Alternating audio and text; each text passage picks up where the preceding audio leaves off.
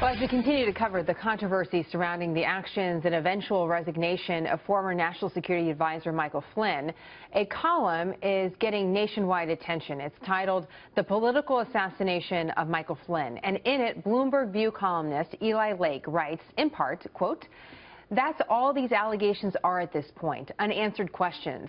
It's possible that Flynn has more ties to Russia that he had kept from the public and his colleagues. It's also possible that a group of national security bureaucrats and former Obama officials are selectively leaking highly sensitive law enforcement information to undermine the elected government." Let's bring in Eli Lake, Bloomberg View columnist. And Eli, I mentioned nationwide attention. That's what happens when the President of the United States also tweets out your article. So a lot to get to here and a lot of attention on your piece. You mapped out two different possibilities of what this story is all about. Which possibility do you think is the most likely one? Well, I think it's possible it could be both. I should say that I've covered Mike Flynn for some years now, and I don't know him as the kind of person who would, tell an outright lie like that. But at the same time, I'm waiting for the information, and it would be great if these transcripts that are being described by various anonymous officials were released to the public and we could judge for ourselves. What I've heard is that Mike Flynn, forgot an element of a conversation that he had with the Russian ambassador, in which the Russian ambassador raised the sanctions, and he said, we're coming into power in a couple weeks. We'll take a look at all of Russia policy. Cool your jets. I'm obviously sort of summarizing, not directly quoting or anything like that. And that, to me, is very different than if he had a whole conversation about sanctions and then kept that from the vice president and his colleagues at the White House.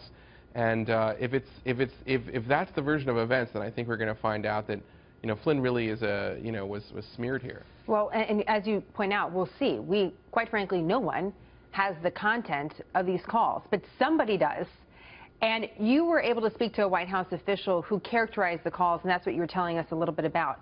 I'd like you to tell our viewers, as someone that has worked in the intelligence space as far as reporting on it and has had to go through a fair bit of information and figure out what's what, this leak about Michael Flynn specifically speaking to a Russian official, how big of a deal is that leak is out there? How would you characterize that, Eli?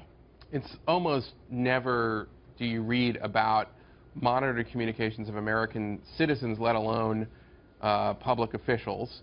And there's a good reason for that, because if you can selectively leak intercepted conversations and communications of your political rivals, then that's something that we associate with banana republics and police states, because we trust the NSA and the FBI to have this awesome power to monitor communications to stop crime and terrorism and so forth. But you can abuse that power if you selectively leak this stuff out about officials, from the cloak of anonymity. So in my view, that's a very serious concern. America in some ways has been there before, in the era of J. Edgar Hoover, the former powerful FBI director who had files on American politicians, but we look back at that and we say that was, America got off the rails, that the security state in some ways was too powerful in those years, and there were excesses. And so I would hate to see us kind of normalize this sort of thing, because it's unfair to the people who are being leaked about.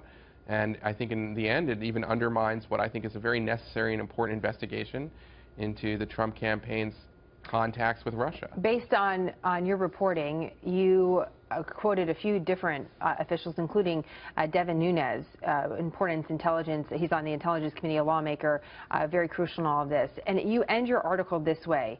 You say, put another way, Flynn is only the appetizer. Trump is the entree. What do you mean by that?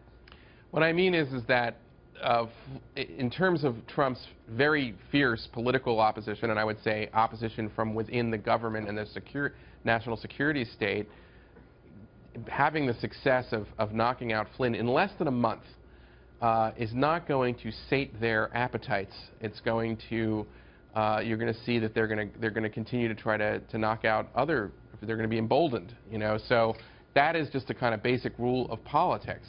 And what's interesting to me is that this, President Trump has, had given no quarter at all to many objections that people have had on any number of things that he has done in his first 3 weeks in office. On this he caved like a deck of cards there. What do you make I of don't know that? I what only to have say. about 20 seconds here, Eli, but what do you make of that?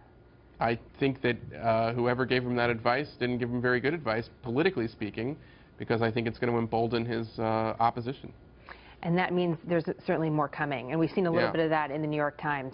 Eli, we hope to have you back. I know you're going to be working on another big piece. And by the way, well, I can't ask this. I actually have to go to break. But Eli, we look forward to having you back on the program. Thank you. President Trump tweeted about Eli's piece, and, well, you know how that goes. We'll be right back. Okay, thanks.